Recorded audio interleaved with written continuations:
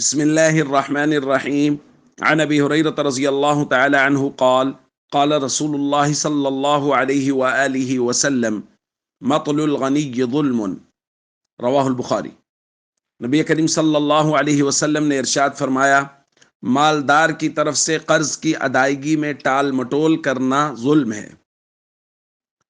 دوستو، مقروض آدمی باوجود اسباب و وسائل کے ہونے کے اگر قرض کی ادائیگی نہیں کرتا بلکہ ٹال مٹول سے کام لیتا ہے کہ اگلے ہفتے لے لیجئے گا، اگلے مہینے لے لیجئے گا، باوجود اس کے کہ وہ ادا کر سکتا ہے پھر بھی اگر وہ ٹال مٹول کرتا ہے تو نبی کریم صلی اللہ علیہ وسلم نے فرمایا یہ ظالم ہے اور یہ ظلم کر رہا ہے۔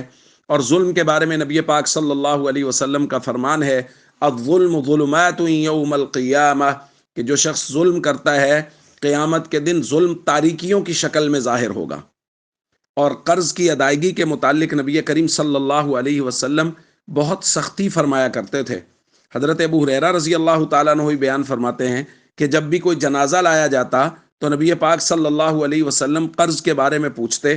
اگر بتایا جاتا اس پر قرض ہے تو حضور پوچھتے، ہل ترک لدینہ قضاء، کیا قرض کی ادائیگی کے لیے اس نے کچھ چھوڑا ہے؟ اگر تو بتایا جاتا جی ہاں چھوڑا ہے تو آپ صلی اللہ علیہ وسلم اس پہ نماز جنازہ پڑھتے۔ اور اگر بتایا جاتا نہیں کچھ نہیں چھوڑا کا مطلب یہ ہے کہ وراثت بھی نہیں چھوڑی اور کوئی وصیت بھی نہیں کی اپنے پیچھے والوں کے لیے کہ میری طرف سے یہ قرض ضرور ادا کرنا، تو نبی کریم صلی اللہ علیہ وسلم باوجود اس کے کہ امت پر اس قدر شفیق و مہربان ہے، حضور فرماتے تھے صلو علی صاحبکم، تم اس پر نماز جنازہ پڑھ لو، میں نہیں پڑھ رہا۔ یہ ہے نبی کریم صلی اللہ علیہ وسلم کی طرف سے اہمیت قرض کے لیے کہ قرض کی ادائیگی اتنی اہم اور ضروری ہے۔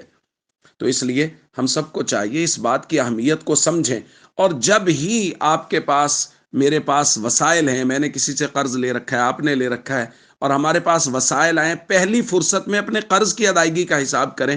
ہمارے یہاں کیا ہو رہا ہے کہ قرض بھی دینے، لوگوں کے پیسے دینے ہیں، اور یہ ٹھاٹ سے گھروں میں خرچے کر رہے ہیں، فضول کے خرچے ہو رہے ہیں، نئی سے نئی چیزیں گھر میں لائے جا رہے ہیں، اور اضافی کپڑے گھر میں لائے جا رہے ہیں، قرض نہیں دیے جا رہے۔